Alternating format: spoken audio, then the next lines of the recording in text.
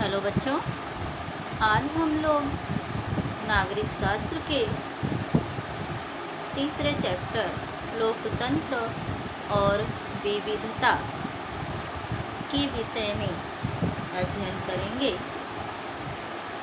तो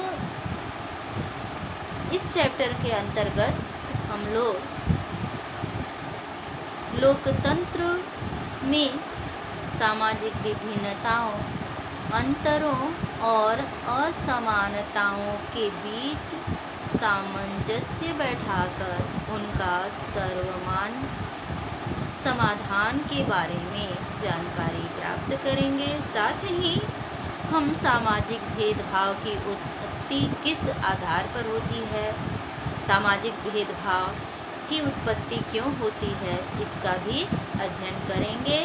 और हम सामाजिक विभाजनों की राजनीति के विषय में जानेंगे और उसके परिणाम, विभाजन का क्या परिणाम होता है, उसके आयाम पर भी प्रकाश डालेंगे। साथ ही हम लोग सामाजिक विभाजन और राजनीतिक विभाजन पर राजनीतिक विभाजन का जनता पर क्या असर होता है, देश पर क्या असर होता है, उसके विषय में जानकारी प्राप्त करेंगे। और इस चैप्टर में मैक्सिको ओलंपिक की कहानी से भेदभाव को, विभिन्नताओं को, सामाजिक भेदभाव, सामाजिक विभिन्नताओं को दर्शाने का प्रयास किया गया है, जो कि हम आपको कहानी पढ़ करके समझा रहे हैं बच्चों। तो ध्यान से सुनिएगा कि लोकतंत्र और विविधता में, लोकतंत्र में जो हर क्षेत्र में विविधताएं पाई जाती हैं, तो लोकतंत्र या लोकतांत्रिक देश उसमें किस प्रकार से सामंजस्य स्थापित करता है। अगर सामंजस्य स्थापित नहीं कर पाता है तो कौन कौन सी समस्याएं किसी भी देश के सामने उपस्थित हो सकते हैं। तो इस अध्याय में भाषा और क्षेत्र के अतिरिक्त लोकतंत्र में विविधता केवल भाषा और क्षेत्र की ही नहीं होती है बच्चों, बल्कि इसके अतिरिक्त शारीरिक स्वरूप, वर्ग, धर्म, लिंग, जाति, जनजाति आदि के रूप में विविधताएं पाई जाती हैं। हम यह समझने का प्रयास करेंगे कि लोकतंत्र सामाजिक मतभेदों, विभाजनों और असमानताओं की कैसे प्रतिक्रिया करता है। तो समाज में जो विभिन्न वर्ग के, जाति के, समूह के लोग रहते हैं, जिनके मतांतरों में भिन्नता होती है, असमानता पाई जाती है, उनकी प्रतिक्रियाओं को लोकतंत्र में कैसे सामंजस्य स्थापित किया जाता है, सामंजस्य स्थापित करने की कोशिश की जाती है। साथ ही हम सामाजिक विभिन्नता और लोकतांत्रिक राजनीति किस तरह एक दूसरे को प्रभावित करते हैं, इसका भी इस अध्याय में अध्ययन करेंगे। तो बच्चों, अब हम लोग मैक्सिको ओलंपिक की कहानी के विषय में पढ़ लेते हैं, अध्ययन कर लेते हैं। मैक्सिको कहानी के, ओलंपिक कहानी के माध्यम से ही लोकतंत्र में विविधता को समझाने का प्रयास किया जाता है, प्रयास किया गया है कि किस तरह से विविधताओं, लोकतंत्र में भी किस तरह से विविधताएं पाई जाती हैं और विविधताओं को दर्शाने के कौन कौन से तरीके हो सकते हैं। तो यह कहानी जो है अमेरिका में चले नागरिक अधिकार आंदोलन की घटना से संबंधित है। कौन सी कहानी बच्चों? ओलंपिक की, मैक्सिको ओलंपिक की कहानी अमेरिका में चले नागरिक अधिकार आंदोलन की घटना से संबंधित है। सिटीजन राइट मूवमेंट से क्या है, संबंधित है। और वर्ष 1968 में 1968 में मैक्सिको में 200 मीटर दौड़ के ओलंपिक मुकाबले के पदक समारोह के समय क्या हुआ था, 200 मीटर दौड़ का आयोजन किया गया था ओलंपिक के दौरान। तो पदक समारोह वितरण के समय धावक टॉमी स्मिथ और जॉन कार्लोस ये प्रमुख पात्र हैं। तो बच्चों 200 मीटर दौड़ के ओलंपिक मुकाबलों के पदक समारोह के समय अमेरिकी राष्ट्रगान में सिर झुकाए तथा मुट्ठी ताने हुए दो एफ्रो अमेरिकी धावक कौन कौन हैं, टॉमी स्मिथ और जॉन कार्लोस। ये क्या है कि अब आप कल्पना कीजिए कि मैक्सिको ओलंपिक खेल शुरू होने जा रहा है, जिसमें 200 मीटर का मुकाबला, रेस का मुकाबला होने जा रहा है और उसमें दो धावक भाग ले रहे हैं, जो कौन है, अमेरिकी धावक हैं टॉमी स्मिथ और जॉन कार्लोस। ये क्या है, एफ्रो अमेरिकी हैं, यानी अश्वेत अमेरिकी हैं। और अमेरिका का राष्ट्रगान बज रहा है और ये दोनों धावक जो हैं, कौन कौन, टॉमी स्मिथ और जॉन कार्लोस खड़े हैं, लेकिन क्या कर रहे हैं, दोनों सिर झुकाए तथा मुट्ठी ताने हुए हैं। दोनों सिर झुकाए हुए हैं और मुट्ठी ताने हुए हैं। और टॉमी स्मिथ और जॉन कार्लोस ने स्वर्ण पदक और कांस्य पदक जीता था। तब ये दोनों क्या हैं, स्वर्ण पदक भी जीते हैं और कांस्य पदक जीते हैं। और अमेरिकी राष्ट्रगान बज रहा है, दोनों मुट्ठी सिर झुकाए मुट्ठी ताने हुए खड़े हैं और उन्होंने जूते नहीं पहने हैं। अब क्या है कि दोनों खिलाड़ी जो हैं वो पुरस्कार लेते समय जूते न पहनकर केवल काले मोजे पहने हैं।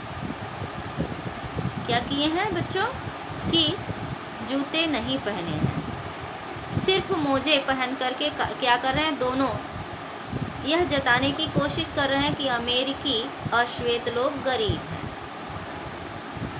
तो ये दोनों जो खिलाड़ी हैं, जो एफ्रो अमेरिकी खिलाड़ी हैं और 200 मीटर की दौड़ में पुरस्कार लेने के लिए मंच की तरफ बढ़ रहे हैं, किंतु पुरस्कार लेते समय जूते न पहनकर केवल काले मोजे पहने हैं, जो यह दर्शाने की कोशिश कर रहे हैं कि अमेरिकी अश्वेत लोग क्या हैं, गरीब हैं। ऐसा ये खिलाड़ी क्यों कर रहे थे बच्चों, क्योंकि यह कहानी ही अमेरिका में चले नागरिक अधिकार आंदोलन से संबंधित है। तो अधिकार की मांग कर रहे थे लोग, दुनिया के सामने अश्वेत लोगों के दर्द को ये दर्शाना चाहते थे। कौन कौन, टॉमी स्मिथ और जॉन कार्लोस, इसीलिए इन्होंने ऐसा किया बच्चों। तो ये दोनों क्या किए थे, केवल काले मोजे पहने थे और यह दर्शाने की कोशिश कर रहे थे कि अमेरिकी अश्वेत लोग गरीब हैं। अपने इन प्रतीकों से उन्होंने अमेरिका में होने वाले रंग भेद के प्रति अंतर्राष्ट्रीय स्तर पर लोगों का ध्यान अपनी ओर आकर्षित करने की कोशिश की। तो जैसा कि आप सभी जानते हैं कि जब भी कोई ओलंपिक खेल होता है तो उसमें विश्व के बहुत सारे देश के खिलाड़ी भाग लेते हैं, दर्शक भी देखने के लिए भारी मात्रा में उपस्थित होते हैं। और ऐसे अवसर पर इन दोनों खिलाड़ियों ने विरोध प्रदर्शन का बहुत ही अच्छा नायाब तरीका अपनाया।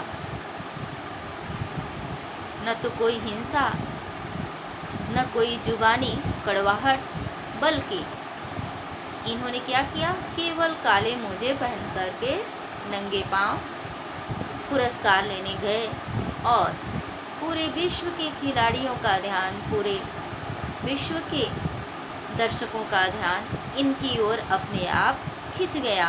तो इससे अच्छा मौका और कहीं नहीं मिल सकता था बच्चों। और ये खिलाड़ी ये पूरे दुनिया के सामने यह दिखाने में समर्थ हो गए कि अमेरिका में रंगभेद की नीति किस प्रकार व्याप्त है और अंतर्राष्ट्रीय स्तर पर लोगों का ध्यान अपनी ओर आकर्षित किए। काले दस्ताने और बंधी हुई मुट्ठियाँ अश्वेत शक्ति का प्रतीक थी। ये मुट्ठी जो बांधे हुए थे काले दस्ताने पहन करके, ये काला दस्ताना यानी अमेरिका में अश्वेतों को ब्लैक कहा जाता था, तो इसलिए काले दस्ताने पहने थे। मुट्ठी यानी शक्ति का प्रतीक, तो काले दस्ताने और मुट्ठी बांधे हुए ये शक्ति अश्वेतों के शक्ति के प्रतीक को दर्शा रहे थे। और काले मोजे पहन करके जो पुरस्कार लेने गए थे उसे यह जताना चाहते थे कि अमेरिका में अश्वेत लोगों को गरीब समझा जाता है, अश्वेत लोग गरीब हैं। तो मैक्सिको ओलंपिक में पुरस्कार समारोह के दौरान रजत पदक जीतने वाले ऑस्ट्रेलिया के धावक नॉर्मन पीटर ने अपनी जर्सी पर मानवाधिकार का बिल्ला लगाकर क्या किया था कि स्मिथ ने अपने गले में काला मफलर जैसे परिधान भी पहना था और अश्वेत लोगों के आत्मगौरव का प्रतीक था। कार्लोस ने मारे गए अश्वेत लोगों की याद में काले मनके की माला भी पहनी थी। तो ये लोग जो अमेरिका में अश्वेत रंगभेद नीति चल रही थी उसकी ओर दुनिया का ध्यान आकर्षित करना चाहते थे और अपना विरोध प्रदर्शन करना चाहते थे, क्योंकि ये दोनों खिलाड़ी अश्वेत थे। अपने इन प्रतीकों और तौर तरीकों से इन्होंने अमेरिका में होने वाले रंगभेद के प्रति अंतर्राष्ट्रीय बिरादरी का ध्यान खींचने की कोशिश की। तो इस प्रकार पूरे अंतर्राष्ट्रीय जगत का ध्यान अमेरिका में होने वाले रंगभेद की तरफ गया। अपने इन प्रतीकों और फिर क्या हुआ कि काले दस्ताने और बंधी हुई मुट्ठियाँ अश्वेत शक्ति का प्रतीक थी, जैसा कि अभी हमने बताया। रजत पदक जीतने वाले ऑस्ट्रेलियाई धावक पीटर नॉर्मन। अब तीसरा खिलाड़ी जुड़ रहा है बच्चों। दो क्या थे, अश्वेत थे, ये दूसरे देश के हैं। ये एफ्रो अमेरिकी नहीं है बल्कि क्या है, ऑस्ट्रेलियाई धावक हैं पीटर नॉर्मन। इन्होंने क्या जीता है, रजत पदक प्राप्त किया है 200 मीटर की दौड़ में। और समारोह में अपनी जर्सी पर मानवाधिकार का बिल्ला लगाकर दोनों अमेरिकी खिलाड़ियों के प्रति अपना समर्थन जता रहे हैं। कौन, पीटर नॉर्मन जो कि ऑस्ट्रेलियाई धावक हैं, वो अपनी जर्सी पर, कल्पना कीजिए कि अपनी जर्सी पर क्या लगाए हुए, एक बिल्ला लगाए हुए हैं। और दोनों खिलाड़ियों, कौन से खिलाड़ी, एफ्रो अमेरिकी खिलाड़ी जॉन कार्लोस और टॉमी स्मिथ का समर्थन कर रहे हैं। तो अंतर्राष्ट्रीय ओलंपिक संघ ने कार्लोस और स्मिथ द्वारा राजनीतिक बयान देने की इस युक्ति को ओलंपिक भावना के विरुद्ध बताते हुए उन्हें दोषी करार दिया और उनके पदक वापस ले लिए गए। यानी जो एफ्रो अमेरिकी धावक कार्लोस और स्मिथ विरोध प्रदर्शन स्वरूप नंगे पांव गए थे, काले मोती की माला पहने थे, काला दस्ताना लगाया था और मुट्ठियाँ बांधी हुई थी। ये उनके जो विरोध प्रदर्शन के तरीके थे, दुनिया को ये अपनी ओर आकर्षित कर रहे थे, रंगभेद की नीति का जो विरोध कर रहे थे मुक्त होकर के, उसको ओलंपिक संघ ने ओलंपिक भावना के विरुद्ध बताते हुए दोनों ने पदक प्राप्त किया था। स्मिथ और कार्लोस ने दोनों के पदक को वापस ले लिया और नॉर्मन को भी अपने निर्णय की कीमत चुकानी पड़ी। नॉर्मन ने क्या किया था बच्चों, जो ऑस्ट्रेलियाई धावक थे उन्होंने इन दोनों का समर्थन किया था। किसका, कार्लोस और स्मिथ का, जो कि एफ्रो अमेरिकी धावक थे।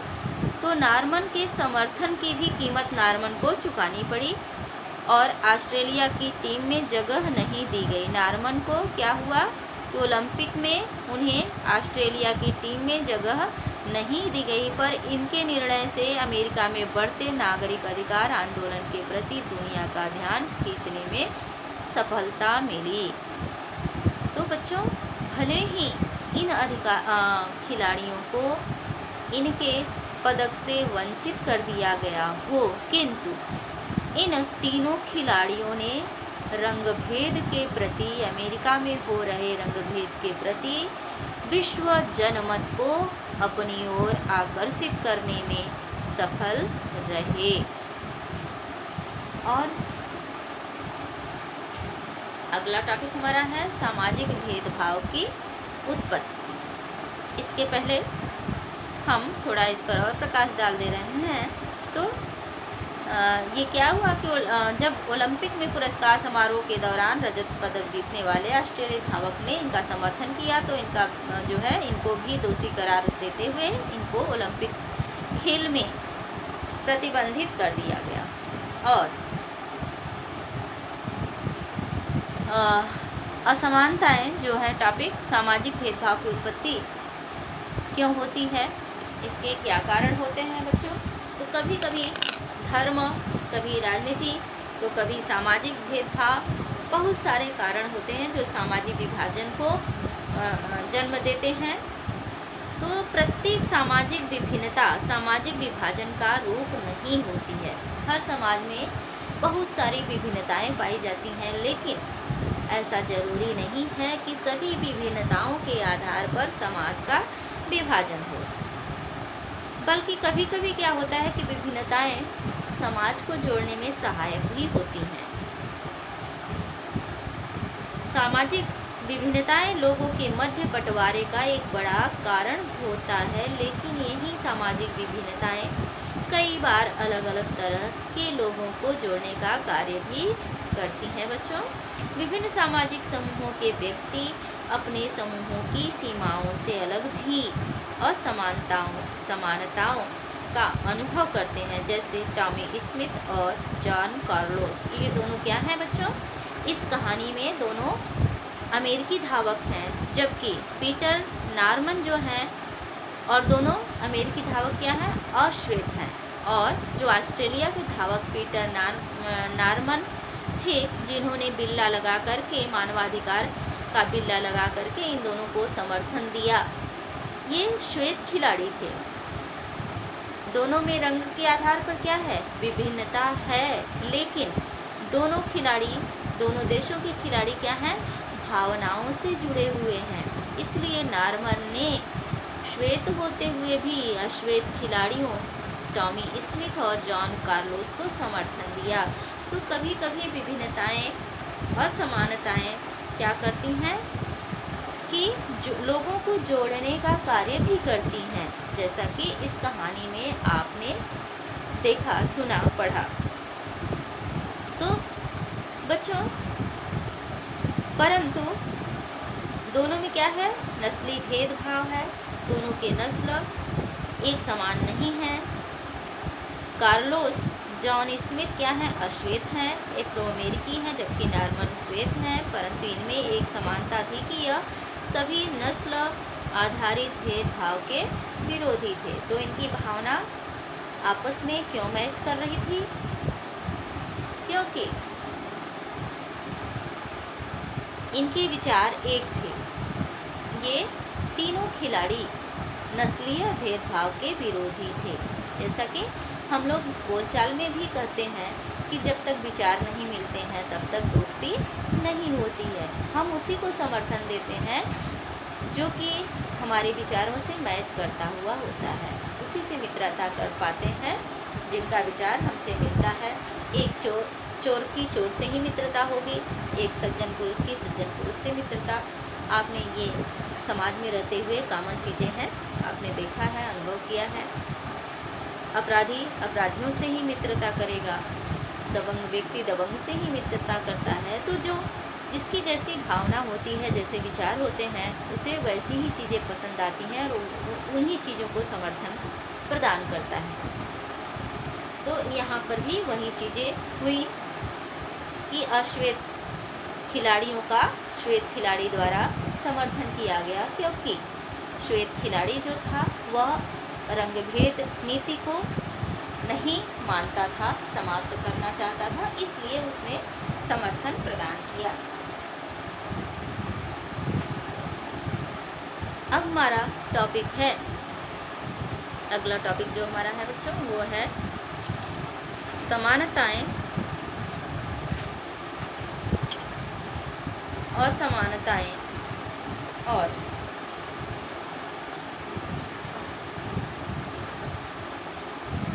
विभाजन। क्या है? समानताएं, असमानताएं और विभाजन सामाजिक विभिन्नताओं में सामंजस्य और टकराव। विभिन्नताओं में सामंजस्य और टकराव। तो पहले क्या होता है? समानताएं होती हैं, असमानताएं होती हैं और उनमें विभाजन होता है, फिर सामाजिक विभिन्नताओं में सामंजस्य और टकराव शुरू होता है। तो किस प्रकार से समानताएं असमानताएं होती हैं? तो धावकों के दिए गए उदाहरणों में क्या है? खिलाड़ी सामाजिक बंटवारे और सामाजिक भेदभाव का विरोध कर रहे हैं। बंटवारा किस प्रकार से हुआ है? ब्लैक और वाइट का, यानी गोरे और काले का, ये बंटवारा हुआ है। और खिलाड़ी क्या कर रहे हैं? सामाजिक बंटवारे और सामाजिक भेदभाव का विरोध कर रहे हैं। भेदभाव सिर्फ नस्ल या रंग के आधार पर ही नहीं होता है, इसके और भी स्वरूप होते हैं।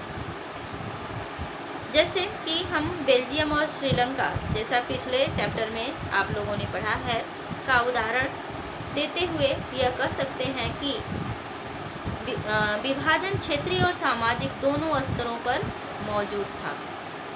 श्रीलंका और बेल्जियम दोनों में ही विभाजन क्षेत्रीय और सामाजिक दोनों स्तर पर मौजूद था। बेल्जियम में अलग अलग क्षेत्रों में लोग अलग अलग भाषाएं बोलते थे। तो बेल्जियम में क्या विविधता थी बच्चों कि विभिन्न क्षेत्र थे और विभिन्न भाषाएं, क्षेत्रीय भाषाएं बोली जाती थी। और श्रीलंका में बंटवारा भाषा और क्षेत्र दोनों के आधार पर हुआ। तो भाषा और क्षेत्र दोनों बंटवारे का कारण बने थे।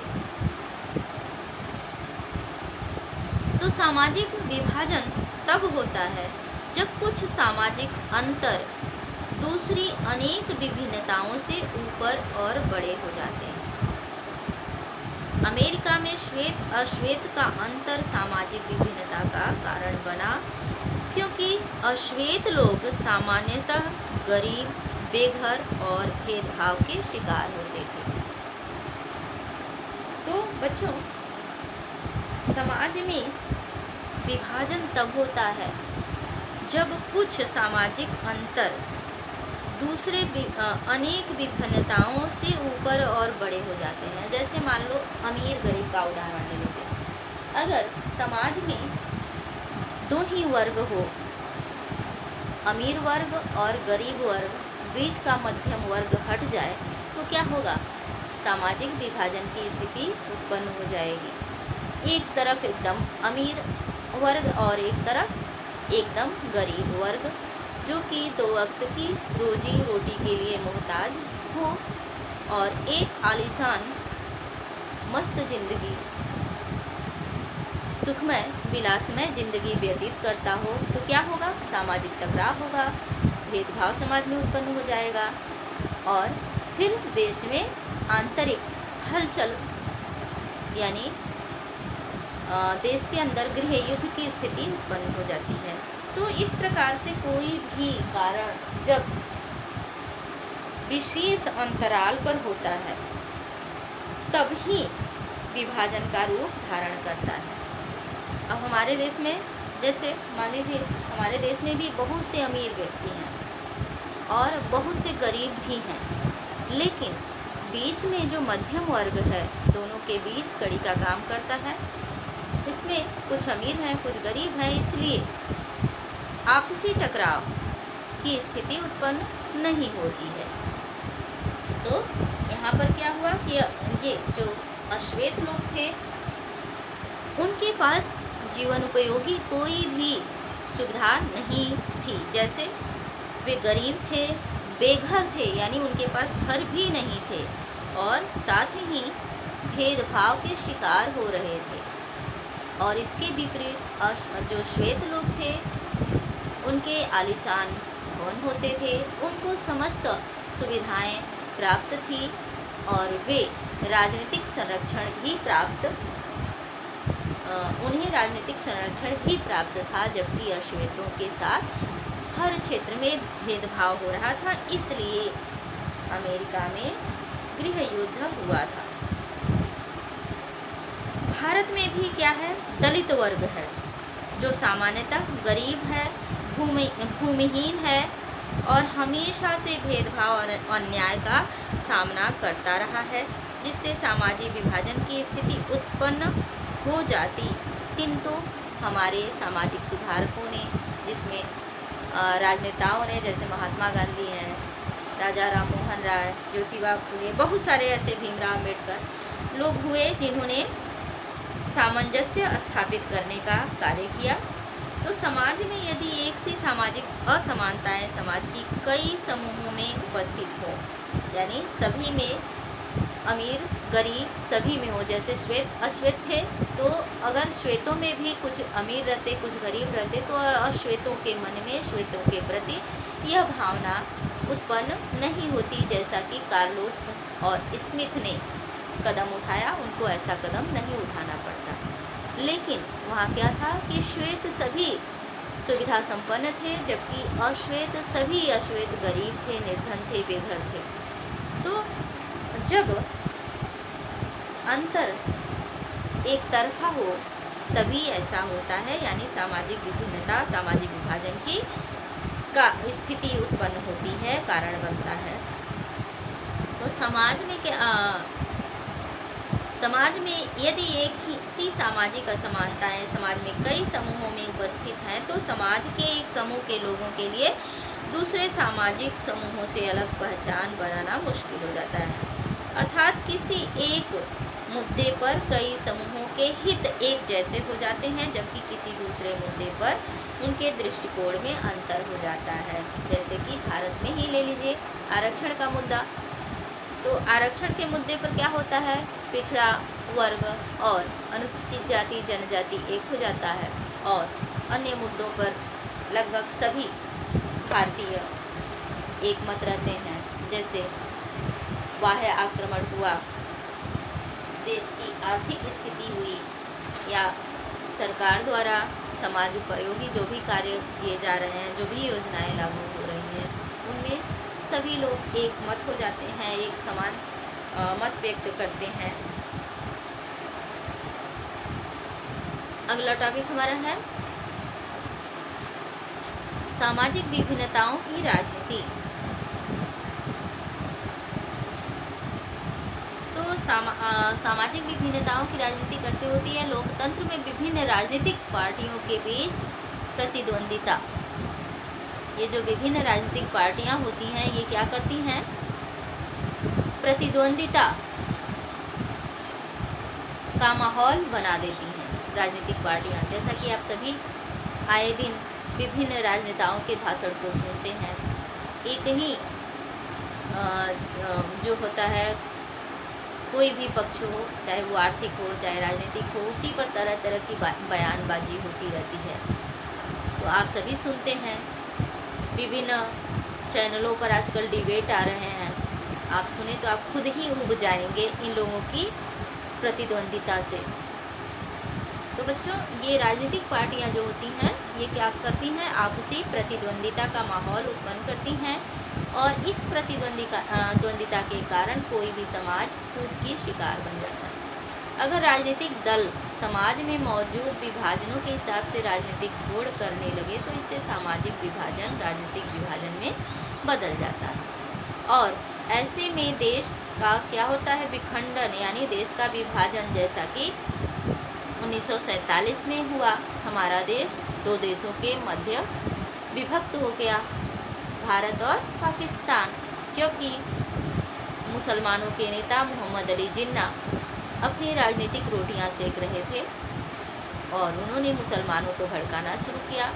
परिणामतः पाकिस्तान की मांग की और मुस्लिमों का समर्थन प्राप्त हुआ, काफ़ी बर्बादी हुई और अंग्रेज़ों ने फूट डालो राज्य करो की नीति जाते जाते भी फैसला सुना दिया।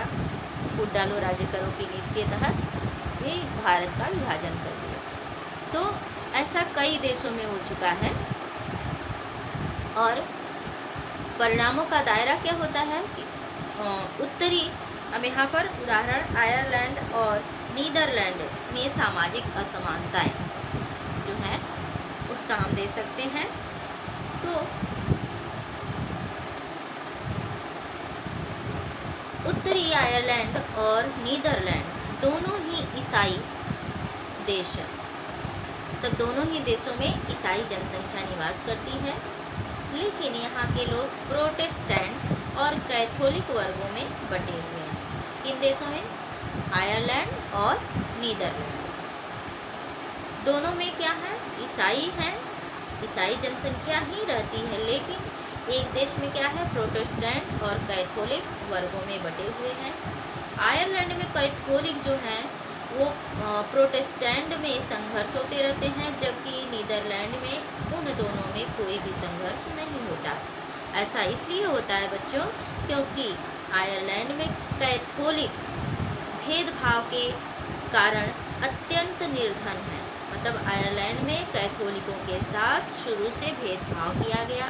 उन्हें किसी भी प्रकार की सामाजिक, राजनीतिक, आर्थिक सुविधा प्रदान नहीं की गई, इसलिए वे निर्धन हैं। जबकि नीदरलैंड में कैथोलिक और प्रोटेस्टेंट दोनों ही धनी और निर्धन दोनों हैं, इसलिए दोनों में काफ़ी असमानता पाई जाती है।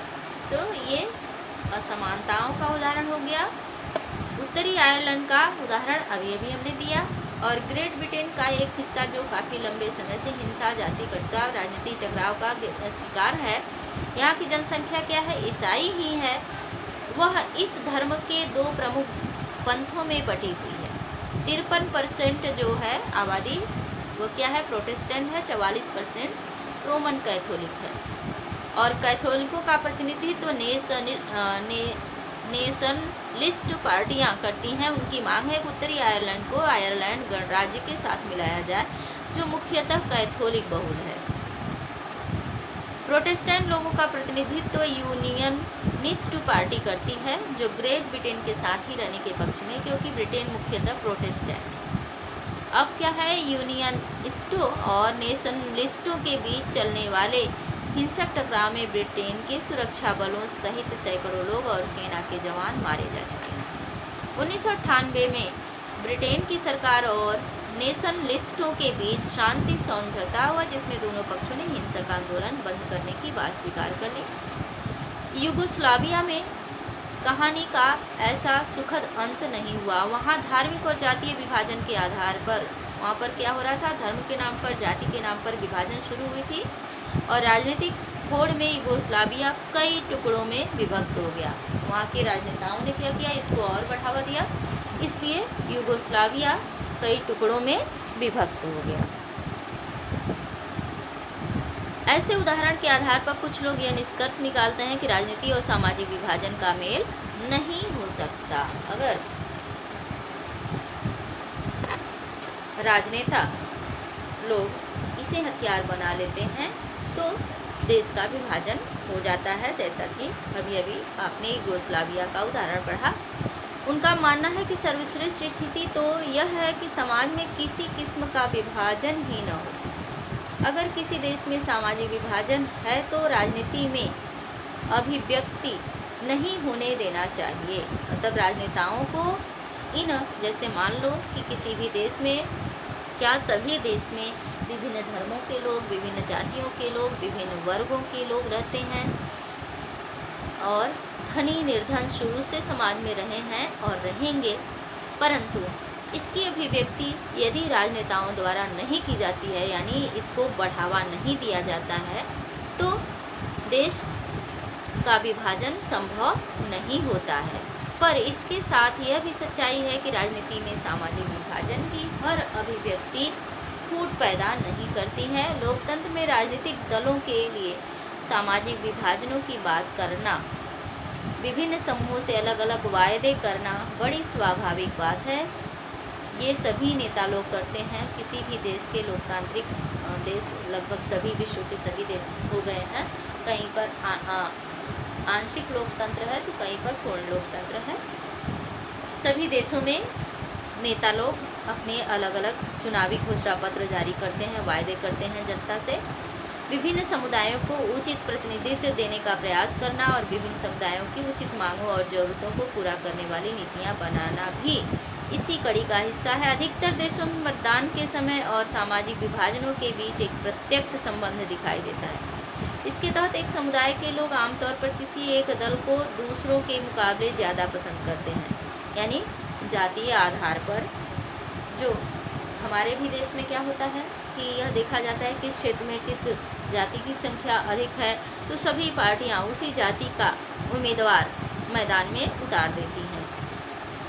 यह नहीं होना चाहिए। यह एक तरह से विभाजन को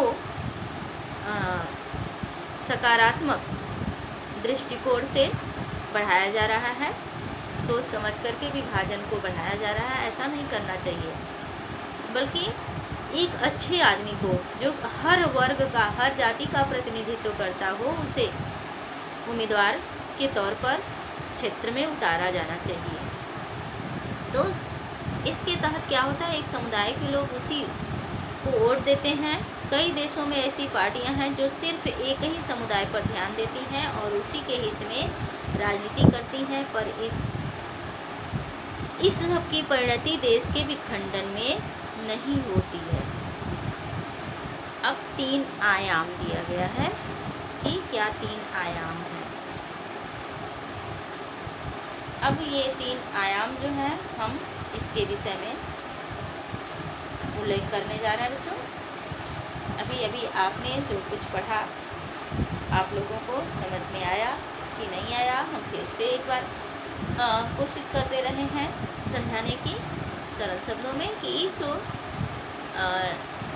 लेसन में यह बताया गया है कि किसी भी देश में विभाजन का कारण राजनीति होती है, धर्म होता है, लिंग होता है, रंग होता है या पूंजी होती है।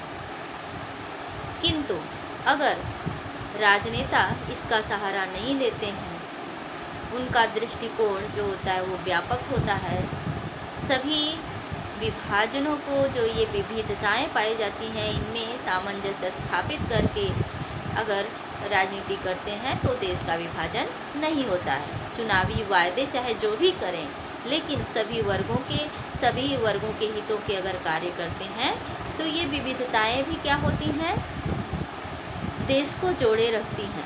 किंतु जब राजनेता इसको हवा देने लगते हैं इन विविधताओं को, तो क्या होता है कि देश का विभाजन होने लगता है। अब सामाजिक विभाजनों की राजनीति आपने पढ़ लिया, उसका परिणाम भी पढ़ लिया। अब 3 आयाम दिए गए हैं कि सामाजिक विभाजनों की राजनीति का परिणाम 3 चीज़ों पर निर्भर करता है। तो कौन कौन सी चीज़ है वो बच्चों? अपनी पहचान के बारे में लोगों की अवधारणा। पहली चीज़ क्या है कि लोगों में अपनी पहचान के प्रति आग्रह भावना या अवधारणा, अपनी पहचान बनाए रखने की जो लोगों में चाह होती है, भावना होती है, वह सामाजिक विभाजन की राजनीति का परिणाम होता है। यदि लोग स्वयं को सबसे उत्तम और अलग मानने लगते हैं तो उनके लिए दूसरों के साथ समन्वय स्थापित करना मुश्किल हो जाता है। लेकिन यदि वे सोचते हैं कि उनकी पहचान राष्ट्रीय पहचान के समान है, राष्ट्रीय पहचान के क्या है, समान है बच्चों, तो यह स्थिति अधिक आसान और बेहतर होती है। यानी अपने पहचान के पहले वो राष्ट्र के विषय में अगर सोचते हैं तो यह क्या हो जाता है कि यह स्थिति अधिक आसान और बेहतर होती है। उदाहरण के लिए भारत और बेल्जियम के अधिकांश लोग स्वयं को भारतीय और बेल्जियम के साथ साथ एक राज्य या भाषा समूह से जुड़े हुए मानते हैं। दूसरा जो कारण होता है वह होता है राजनीतिक नेताओं की भूमिका। जैसा कि अभी हमने बताया आपको, राजनीतिक नेताओं की भूमिका जो है वह सामंजस्य स्थापित करने में या विभाजन में महत्वपूर्ण भूमिका अदा करती है। पहले आयाम को हम पढ़ दे रहे हैं, जो अभी हमने बताया आप लोगों को कि क्या होता है कि पहली चीज़, लोगों में अपनी पहचान के प्रति आग्रह की भावना, यानी अपने पहचान को बनाए रखने की भावना। अलग लोग खुद को सबसे विशिष्ट और अलग मानते हैं तो उनके लिए दूसरों के साथ तालमेल बैठाना बहुत मुश्किल हो जाता है। ये आम जिंदगी में भी है। अगर आप अपने आप को सुपीरियर मानने लगते हैं तो आपका किसी से नहीं पटता है। तो इसी तरह से देश पर भी निर्भर करता है कि अगर लोग अपनी बहुस्तरीय पहचान के प्रति सचेत हैं और उन्हें राष्ट्रीय पहचान का हिस्सा या सहयोगी मानते हैं, तब कोई समस्या नहीं होती है। जैसे बेल्जियम के अधिकतर लोग खुद को बेल्जियाई ही मानते हैं, भले ही वे डच या जर्मन बोलते हैं। इस नज़रिए से उन्हें साथ साथ रहने में मदद मिलती है। और यही स्थिति हमारे देश की भी है। हमारे देश में भी ज़्यादातर लोग अपनी पहचान को लेकर ऐसा ही नज़रिया रखते हैं। वे खुद को अपने पहले भारतीय मानते हैं, फिर किसी प्रदेश का, भाषा समूह का या धार्मिक या सामाजिक समूह का सदस्य मानते हैं। और दूसरी महत्वपूर्ण चीज़ जो है, किसी समुदाय के मांगों को राजनीतिक दल कैसे उठा रहे हैं, यानी राजनीतिक नेताओं की क्या भूमिका है।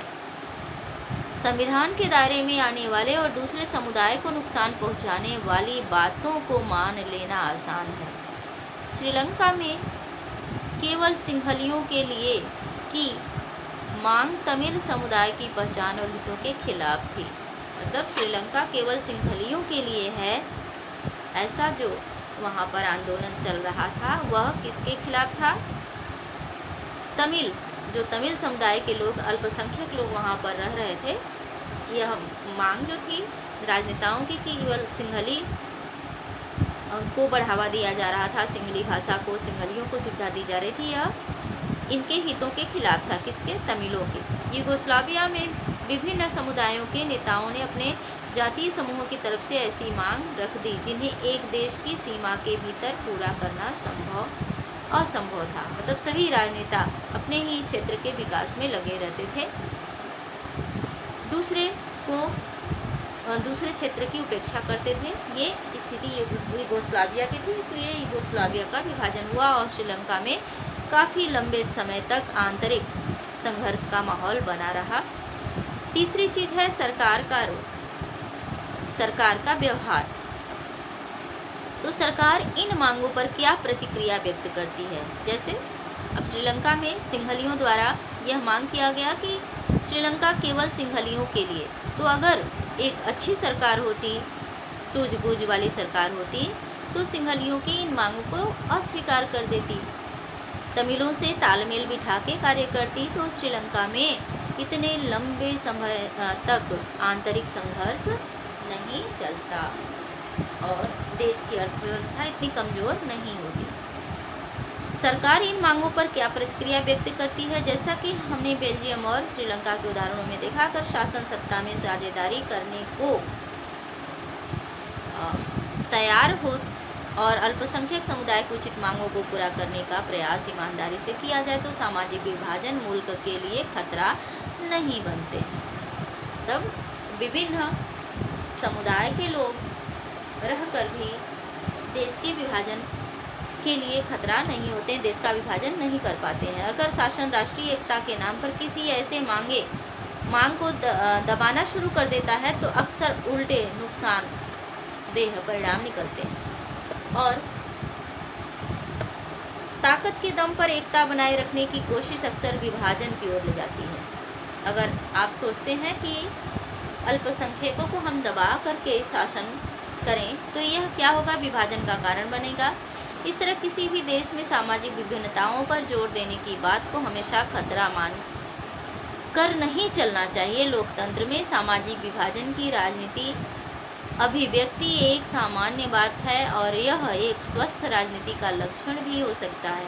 इसी से विभिन्न छोटे सामाजिक समूह हाशिए पर पड़ी ज़रूरतों और परेशानियों को जाहिर करते हैं और सरकार का ध्यान अपनी ओर खींचते हैं। जो विभिन्न राजनीतिक दल होते हैं वो क्या करते हैं, विभिन्न क्षेत्रों के लोगों के समस्याओं को सामने लाते हैं, तो सरकार का भी ध्यान जाता है। इसलिए सामाजिक विभाजन जो है हमेशा देश के लिए खतरनाक स्थिति उत्पन्न नहीं करता है, और इसके चलते कोई भी सामाजिक विभाजन एक हद से ज़्यादा उग्र नहीं हो पाता। इस स्थिति में लोकतंत्र मजबूत होता है, पर विभिन्नता की प्रति सकारात्मक नज़रिया रखना और सभी चीज़ों को समाहित करने की इच्छा रखना इतना आसान मामला नहीं है।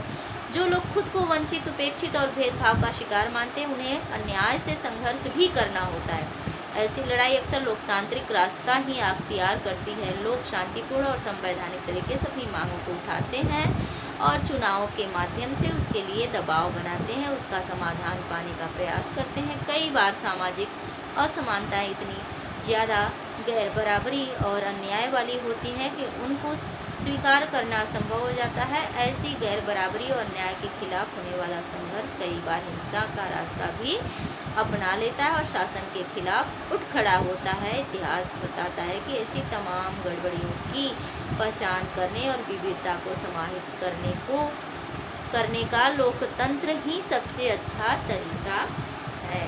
तो बच्चों, इस प्रकार हम देखते हैं कि सभी समाजों में विविधताएं पाई जाती हैं, लेकिन लोकतांत्रिक सरकारें इनमें आपसी सामंजस्य स्थापित करके देश को एकता के सूत्र में बांधने में सफल हैं, और जो सरकारें इनको एकता के सूत्र में नहीं बांध पाती हैं, उस देश में आंतरिक संघर्ष होने लगते हैं, गृह युद्ध की स्थिति उत्पन्न हो जाती है और देश के विभाजन का खतरा भी उत्पन्न हो जाता है। कभी कभी तो देश का विभाजन भी हो जाता है, जैसे कि यूगोस्लाविया कई खंडों में विभक्त हो गया।